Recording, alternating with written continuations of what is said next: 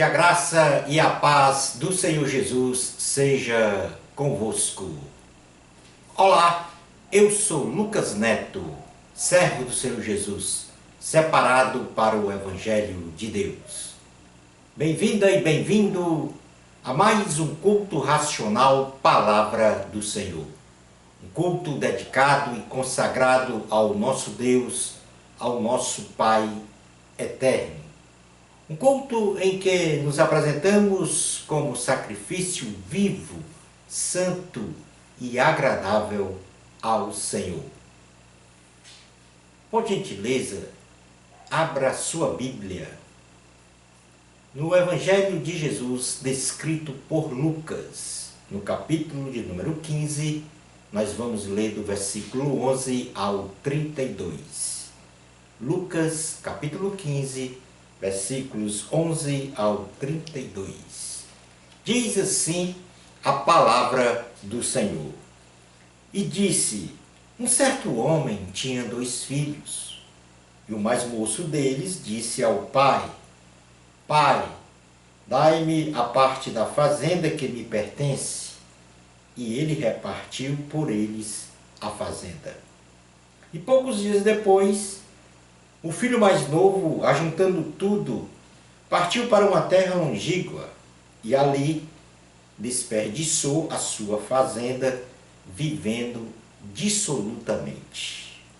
E havendo ele gastado tudo, houve naquela terra uma grande fome e começou a padecer necessidades. E foi e chegou-se a um dos cidadãos daquela terra, o qual o mandou para os seus campos a apacentar porcos. E desejava encher o seu estômago com as bolotas que os porcos comiam, e ninguém lhe dava absolutamente nada. E tornando em si, disse: quantos jornaleiros de meu pai têm abundância de pão, e eu aqui pereço de fome. Levantar-me-ei e irei ter com meu pai, e dir-lhe-ei: Pai, pequei contra o céu e perante ti. Já não sou digno de ser chamado teu filho. Faze-me como um dos teus jornaleiros. E levantando-se, foi para seu pai. E quando ainda estava longe, viu seu pai, e se moveu de íntima compaixão, e correndo lançou-se ao pescoço e o beijou. E o filho lhe disse: Pai, pequei contra o céu e perante ti, e já não sou digno de ser chamado teu filho.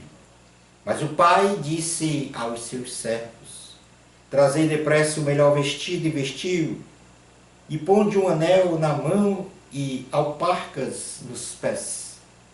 E trazei o bezerro cevado e matai-o, e comamos e alegramo-nos, porque este meu filho estava morto e reviveu. Tinha se perdido e foi achado. E começaram a alegrar-se. E o seu filho mais velho estava no campo. E quando veio, chegou perto da casa, ouviu a música e as danças. E chamando um dos servos, perguntou-lhe: que era aquilo? E ele lhe disse: veio teu irmão, e teu pai matou o bezerro cevado, porque o recebeu são e salvo. Mas ele se indignou e não queria entrar.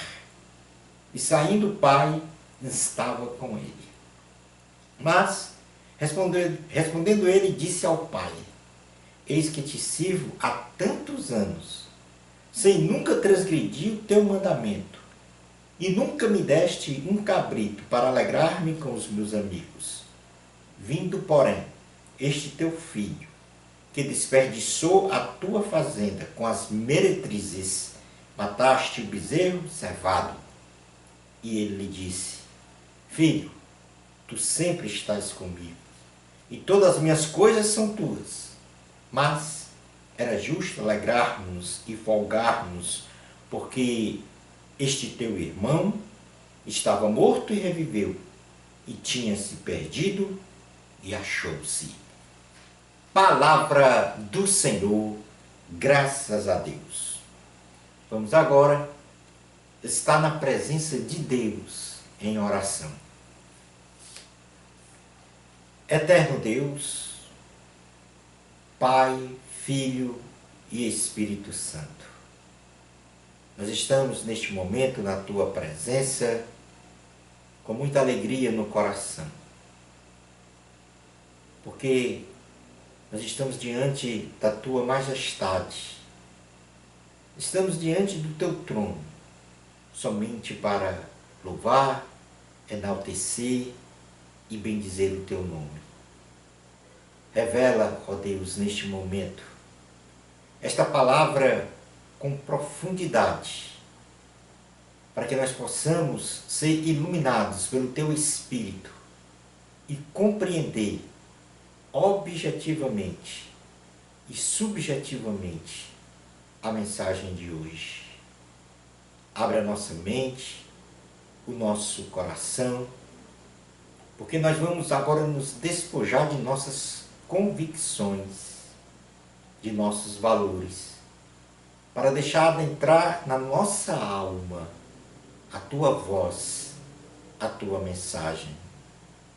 Revela-nos, Senhor, esta poderosa palavra no nome do Senhor Jesus.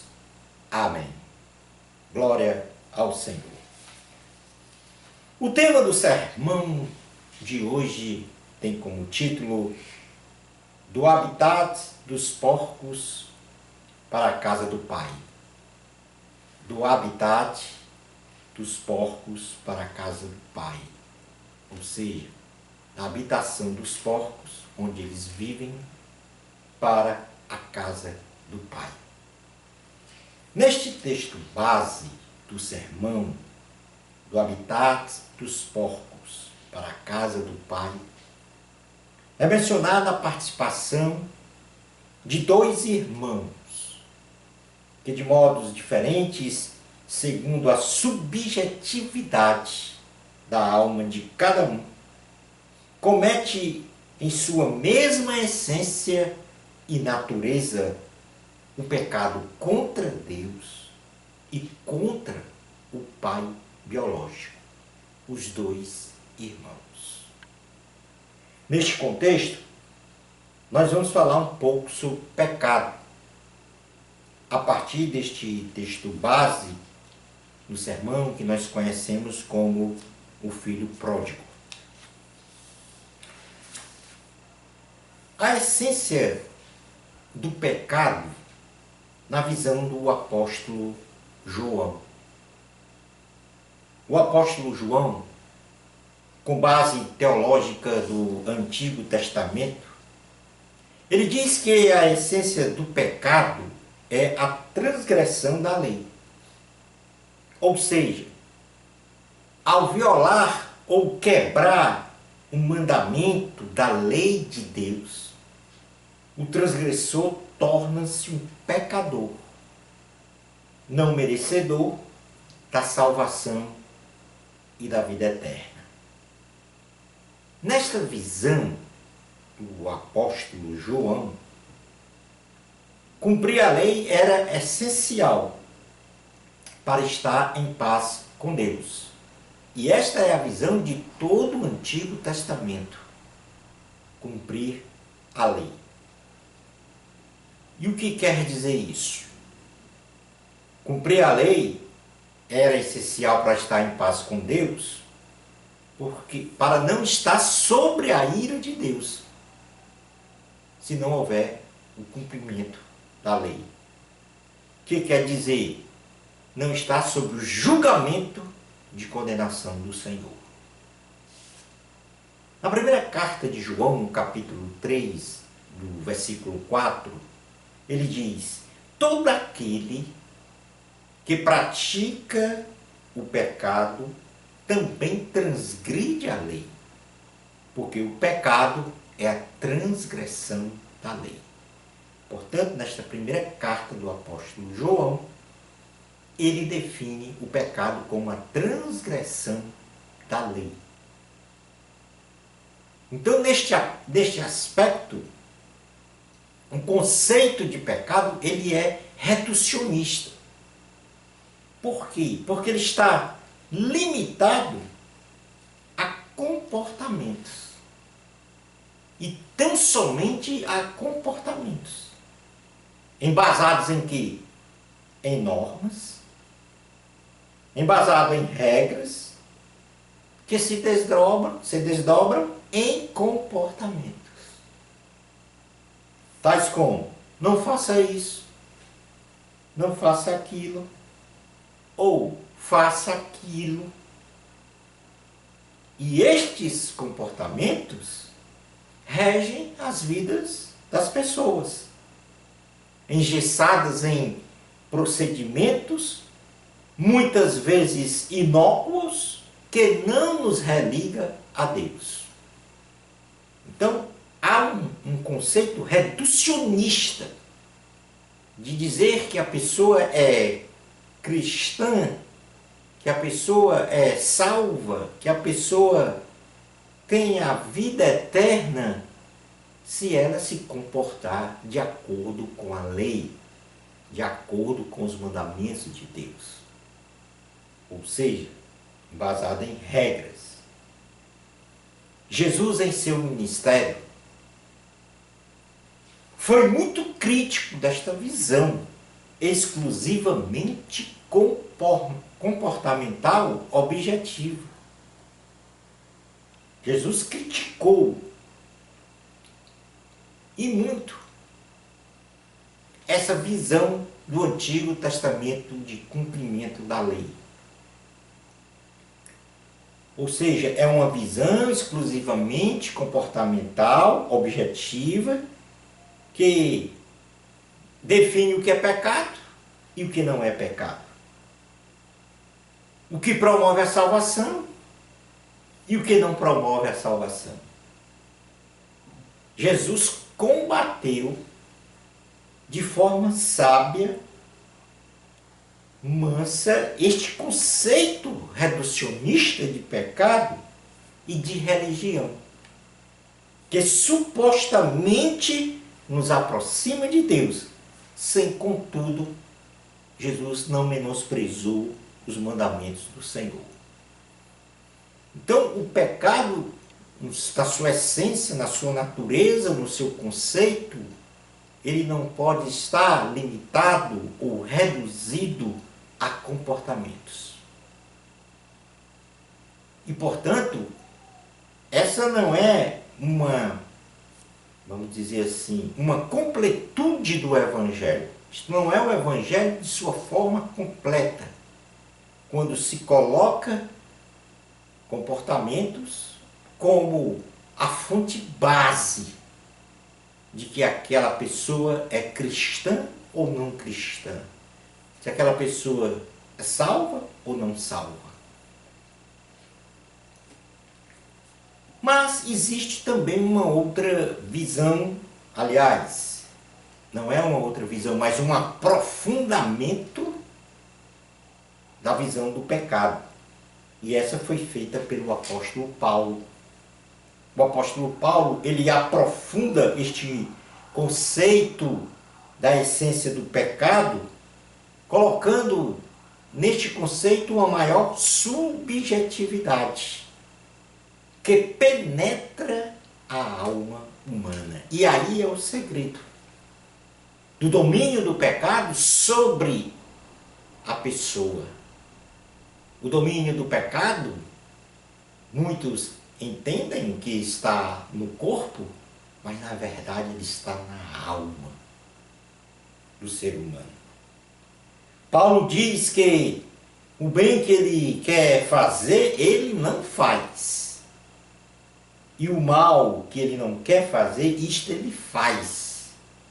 Dando-nos a compreensão que a essência do pecado, ela transcende o reducionismo de padrões comportamentais para caracterizar ou não o que é pecado e o que não é pecado. Então o apóstolo, o apóstolo Paulo, ele diz textualmente que o pecado habita nele, na alma dele, e o seu controle parece inevitável. Presta atenção. Romanos capítulo 7, a carta aos Romanos, no capítulo 7, versículos 14 a 25, diz: porque bem sabemos que a lei é espiritual, mas eu sou carnal, vendido sobre o pecado, porque o que faço não o aprovo, pois o que quero, isso não faço, mas o que aborreço, isso eu faço. E se faço o que não quero, consinto com a lei, que é boa. De maneira que agora já não sou eu que faço isto, mas o pecado que habita em mim, porque eu sei que em mim, isto é, na minha carne, não habita bem algum. E com efeito, o querer está em mim, mas não consigo realizar o bem. Porque não faço o bem que quero, mas o mal que não quero, esse faço. Ora, se eu faço o que não quero, já não faço eu, mas o pecado que habita em mim. Acho então esta lei em mim, que quando quero fazer o bem, o mal está comigo. Porque segundo o homem interior, tenho prazer na lei de Deus, mas vejo nos meus membros outra lei, que batalha contra a lei do meu entendimento e me prende debaixo da lei do pecado, que está nos meus membros. Miserável homem que sou! Quem me livrará do corpo desta morte? Dou graças a Deus por Jesus Cristo, nosso Senhor, assim que eu mesmo, com entendimento, sirvo a lei de Deus, mas com a carne, a lei do pecado. Observe então que Paulo agora ele transcende esse conceito de pecado do nível, do estágio de comportamento para a alma, que pressiona o corpo segundo os seus desejos.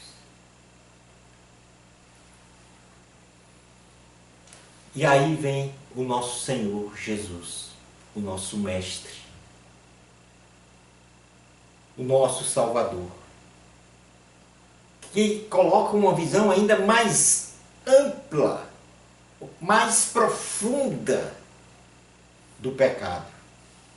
Jesus amplia ainda mais a subjetividade humana no conceito de pecado. Quando ele diz que só em pensar em cobiçar a mulher do próximo, já cometemos pecado. Então, observe que na visão do Antigo Testamento, o pecado é a transgressão da lei. Lá tem um mandamento: não cobiçarás a mulher do próximo. Comportamento, uma regra, uma norma. Jesus amplia isso dizendo que só o pensar em cobiçar, e aí se desprende deste conceito reducionista de comportamento e traz para a subjetividade da alma. Só o pensar em cobiçar a mulher do próximo já cometeu pecado. Logo, nós podemos entender que o ser humano, quando contrariou a vontade de Deus no Éden, no caso Adão e Eva, conhecendo o bem e o mal, introjetou em si um desfigurar de sua essência, um desfigurar de sua natureza, não sendo mais a perfeita imagem e semelhança de Deus. Então presta atenção nisto.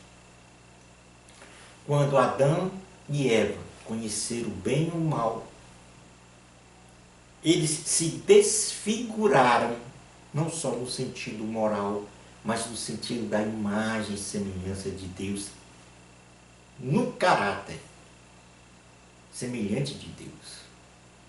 Ficaram desfigurados. E, portanto, a subjetividade da alma humana, ela foi desfigurada. Ela saiu do estágio de inocência e começou a pecar seguidamente contra Deus. E por isso, Adão e Eva não tiveram acesso à árvore da vida.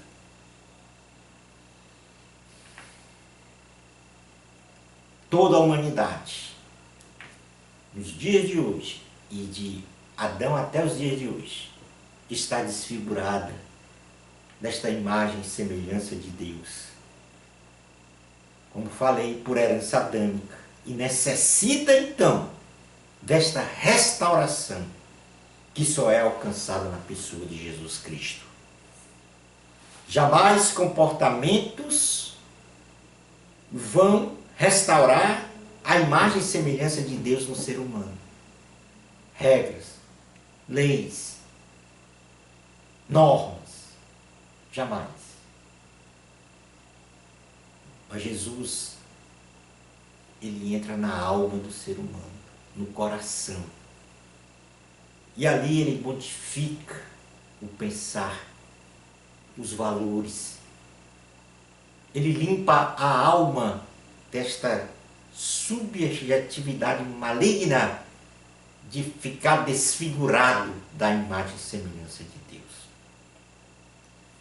É Jesus. Somente em Jesus Cristo o ser humano pode ser restaurado. No Evangelho de Jesus, descrito por Mateus no capítulo 5, versículo 27 ao 28, diz assim: ouvistes que foi dito aos antigos, não cometerás adultério, uma norma. Eu, porém, vos digo que qualquer que atentar numa mulher para a cobiçar, já em seu coração cometeu adultério com ela. Subjetividade da alma. Saindo então do aspecto reducionista de comportamento, que será uma consequência o não realizar o pecado, e não o elemento principal para dizer quem é pecador e quem não é pecador. Logo, o pecado possui uma abrangência que transcende os padrões de comportamentos humanos, como já mencionei. Na verdade, todos nós, precisamos de uma restauração à imagem e semelhança de Jesus.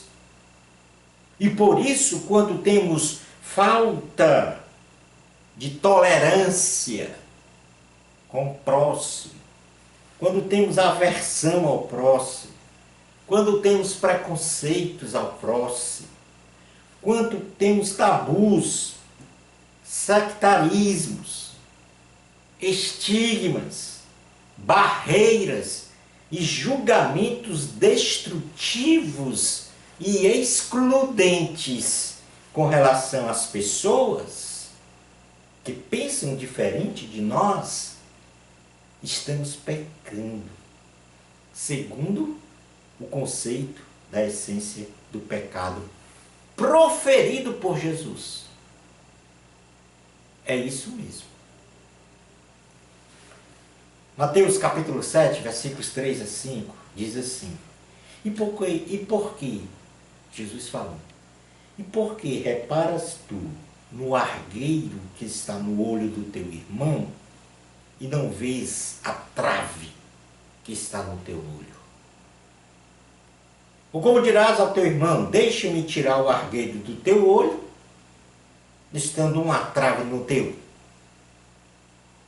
Hipócrita, tira primeiro a trave do teu olho, e então cuidarás em tirar o argueiro do olho do teu irmão. Tiago capítulo 4, versículo 11 ao 12.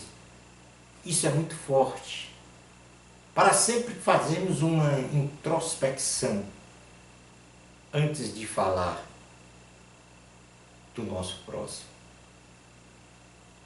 ou de julgar. Diz assim, carta de Tiago, capítulo 4, versículos 11 e 12. Irmãos, não faleis mal uns dos outros. Quem fala mal de um irmão e julga o seu irmão, fala mal da lei. E julga a lei. E se tu julgas a lei, já não és observador da lei, mas juiz. Há um só legislador e um só juiz que pode salvar e destruir. Tu, porém, quem és que julgas a outra? Este é o conceito de pecado na sua essência, na sua natureza. Ou seja, transcende comportamentos. E é algo subjetivo da alma, que está desfigurada na imagem e semelhança de Deus. Por herança adâmica, recebi o pecado de Adão, como falei, e Eva, quando conheceram o bem e o mal. A minha imagem e semelhança com relação a Cristo foi desfigurada. E é necessário agora que Cristo entre na minha alma, no meu coração, para restabelecer esta imagem e semelhança. E se eu não quero nenhum tipo de relacionamento com o Senhor Jesus, a minha pessoa continuará desfigurada, longe de Deus, longe da salvação, longe da vida eterna.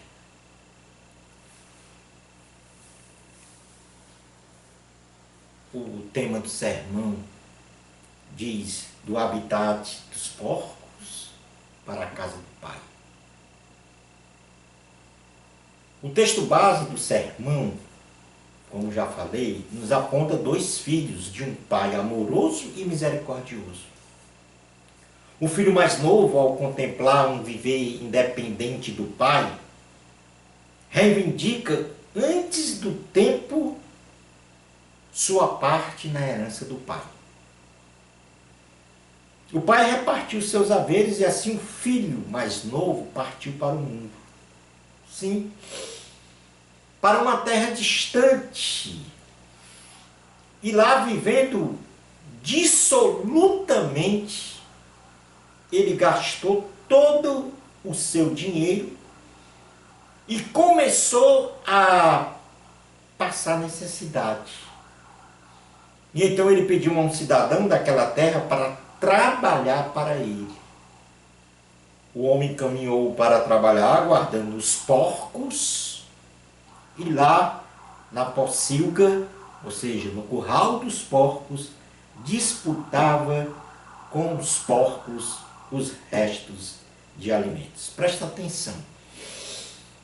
Um rapaz resolve sair do conforto da casa do pai para se tornar independente, supostamente independente, e segundo a subjetividade da sua alma, começou a realizar os prazeres da carne.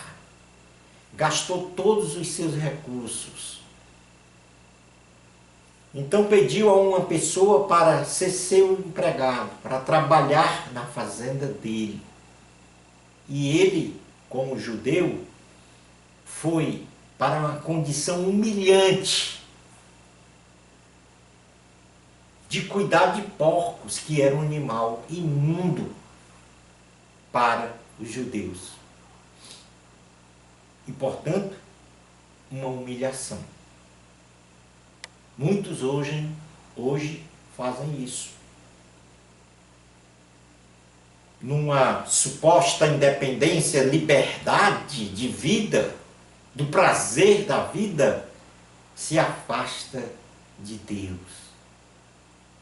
E vai atender os prazeres da vida, ou os pseudos prazeres da vida, que fatalmente, progressivamente, vai levar esta pessoa ao curral dos porcos, ao habitat dos porcos, ao lamaçal, à miséria. Porque a função do diabo é matar, roubar e destruir. O rapaz, ele cai em si. Então resolveu voltar para a casa do pai, para pelo menos trabalhar como seu empregado. Seu pai, vendo de longe, correu ao seu encontro, o abraçou e o beijou, quando ele vinha chegando na casa. O rapaz disse-lhe que havia pecado contra Deus e contra o pai, e por isso era indigno de ser chamado de filho.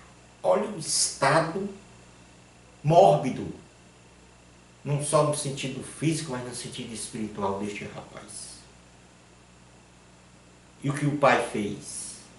O pai mandou seus servos buscarem a melhor roupa, um anel e novas sandálias para o seu filho, e promoveu uma grande festa para o filho que voltara para casa. Para o filho, como ele bem disse, que estava morto e reviveu. Para o filho que estava perdido e foi achado. Para o filho que estava no lamaçal dos porcos e do pecado, e agora volta para a casa do pai. E quero dizer para você, que talvez tenha feito este mesmo trajeto, abandonado o pai, abandonado a casa do pai, para viver os falsos prazeres da vida, para viver na prática do pecado, e chegou ao fundo do poço, ao lamaçal, e precisa agora de uma restauração dupla, de voltar para a casa do Pai e continuar nos caminhos do Senhor. Este é o momento para a sua vida, porque o Espírito Santo agora fala contigo sobre isso. Este rapaz, ele ganhou uma nova roupagem espiritual, que simbolicamente aqui está representado pela melhor roupa, pelo anel e pelas novas sandálias. No livro do profeta Isaías, no capítulo 61, versículos 1 ao 3, há um simbolismo disso,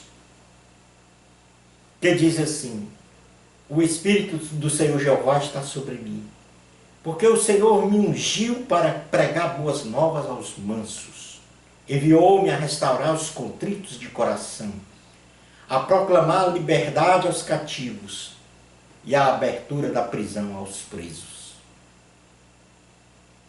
a apregoar o ano aceitável do Senhor e o dia da vingança do nosso Deus, a consolar todos os tristes, a ordenar acerca dos tristes de Sião, que, presta atenção agora, que se lhes dê ornamento por cinza, óleo de gozo por tristeza, vestido de louvor por espírito angustiado, a fim de que se chamem árvores de justiça, plantação do Senhor, para que ele seja glorificado. Ora, o que eu quero te dizer agora é que Jesus está te dando uma roupagem nova, uma roupagem espiritual nova neste momento, para que você saia desta condição da prática do pecado e restaure a sua imagem e semelhança de acordo com o caráter de Deus.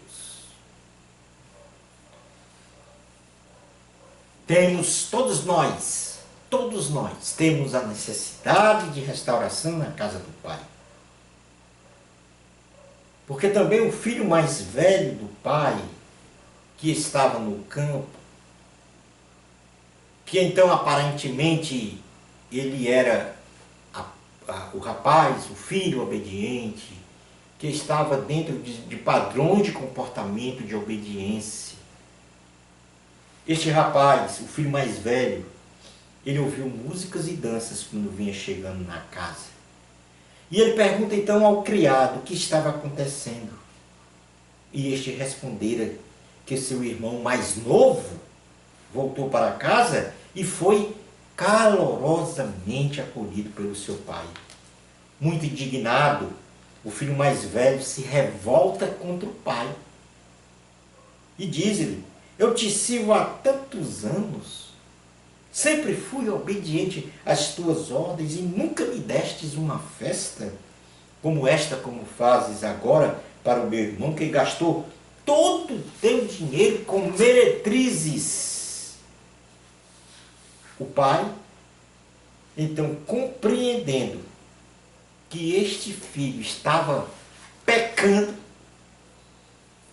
talvez, e aí nós não podemos traçar um grau, né, de amplitude de um pecado maior ou menor, mas este estava na casa do pai, cumprindo normas, regras, comportamentos, mas pecou. Talvez até, e se nós podemos colocar um grau nisso, de forma muito mais grave. Então o pai, compreendendo que este filho estava pecando e que também precisava de restauração espiritual, disse-lhe que tudo que era dele seria do seu filho mais velho. E que o momento era de se alegrar, pois o irmão dele estava morto e reviveu, estava perdido e foi achado. Quantas e quantas vezes quem está na casa do pai tem aversão, intolerância, julgamento para quem está fora da casa do pai. E aqui a palavra nos mostra que ele peca tanto ou mais de quem está lá fora. É hora também de restauração. É hora de adquirir uma nova roupagem espiritual na visão de Jesus. E o pai disse que era momento de se alegrar, pois o irmão dele estava morto e reviveu, estava perdido e foi achado. Este filho mais velho pecou por se achar melhor e julgar o seu irmão. Para ele, o sentido de merecer as benesses do pai e o conceito do pecado estavam no padrão de comportamento, como já falei. Diferentemente do seu irmão mais novo, que se comportou fora dos padrões ditos normais. Mas na sua essência da alma, o irmão mais novo se arrependeu de seus pecados, pediu perdão e foi com alegria acolhido pelo pai de volta para a sua original e verdadeira casa. O filho mais novo, o filho pródigo, ele sai do habitat dos porcos para a casa do pai. E, portanto, a tua vida, ela tem valor para Deus. E Deus quer te receber, te dar uma nova roupagem espiritual, restaurar a sua imagem e semelhança em você, como semelhante ao caráter de Deus. Pense nisto e preste atenção no que eu vou falar agora. Talvez esta história do filho pródigo seja a sua história.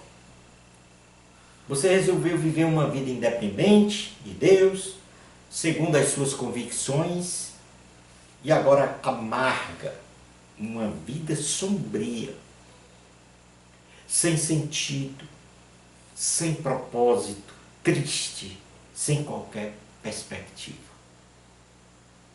E eu falo isso com convicção, com proficiência, porque eu experimentei esse habitat dos porcos, longe de Deus.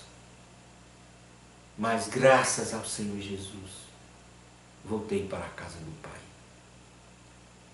E recomendo que você faça o mesmo.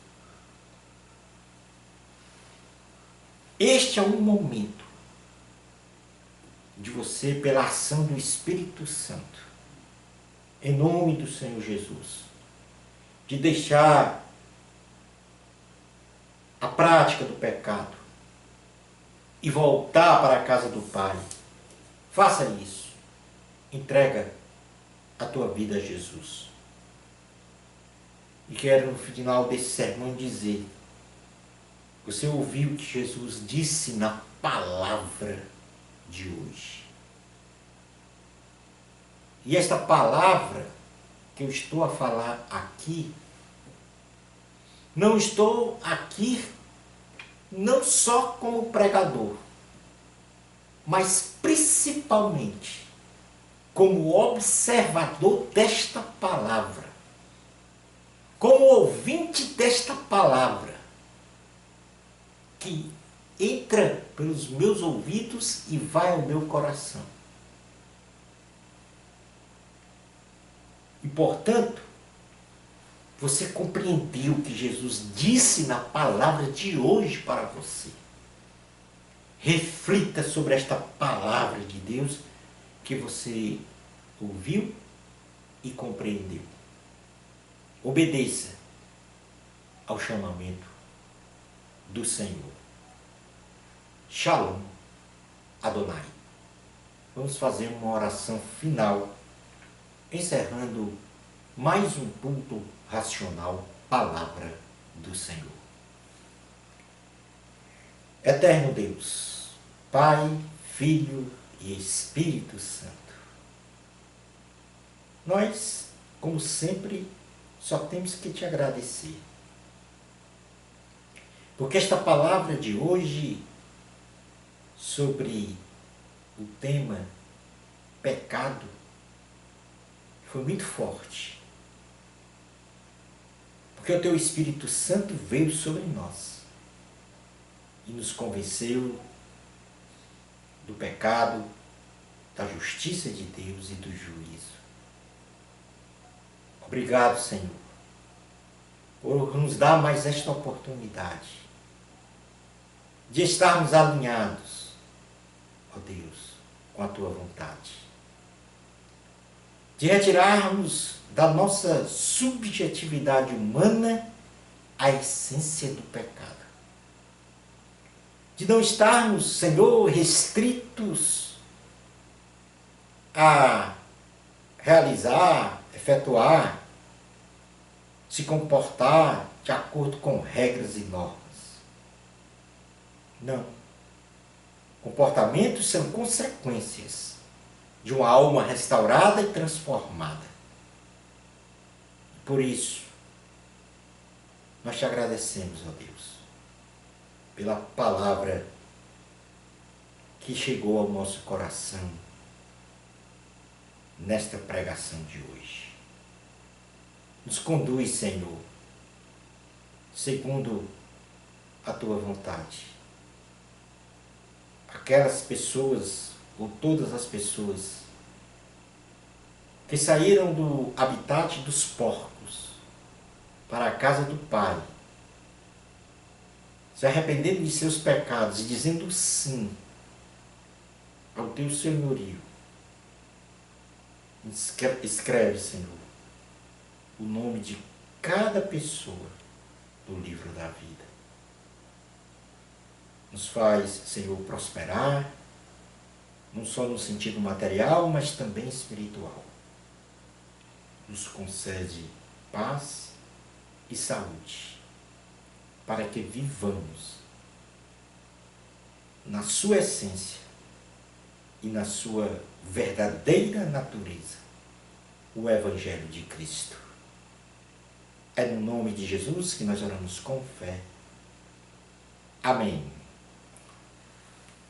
Quero agradecer mais uma vez a sua participação, bem como as manifestações de nossos irmãos, de nossas irmãs, nos canais de comunicação. Bênçãos especiais de Jesus para você. Amor a Cristo. A glória sempre é de Deus. Até ao nosso próximo culto racional, Palavra do Senhor. Isto, se Deus permitir.